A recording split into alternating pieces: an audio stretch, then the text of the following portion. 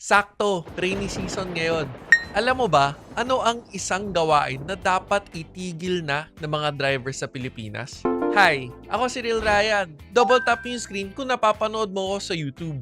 Isa akong car content creator na nagbibigay ng sensible car tips. Minsan, tips what to do sa mga specific na sitwasyon. Ang number one na dapat itigil ay yung pag-hazard habang tumatakbo sa kalsada tuwing malakas ang ulan. Explain ko sa'yo.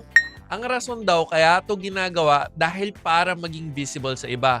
Naging gawain to ng mga sinauna na ginaya na lang ng ginaya. Akala tama, pero mali. Isipin mo na lang kung naka-on ang hazard lights mo, paano ka gagamit ng signal lights, di ba? Kung nakapag-aral ka talaga ng pagmamaneho, alam mo kung kailan lang ito dapat gamitin. Ang magandang gawin tuwing malakas ang ulan, mag-on ng headlights. Kasabay na dito ang taillights para mas may visibility ka sa harap at visible ka na rin sa likod. At kung feel mo na wala ka nang makita sa lakas ng ulan, magandang tumabi ka na lang sa kalsada, tumigil at mag-on ng hazard lights. Kasi kung hindi mo na nga kita, malamang hindi ka na rin kita ng iba. May mga tips ka rin ba na pwedeng makatulong? Huwag mahiya mag-comment. Sana nakatulong at follow for more.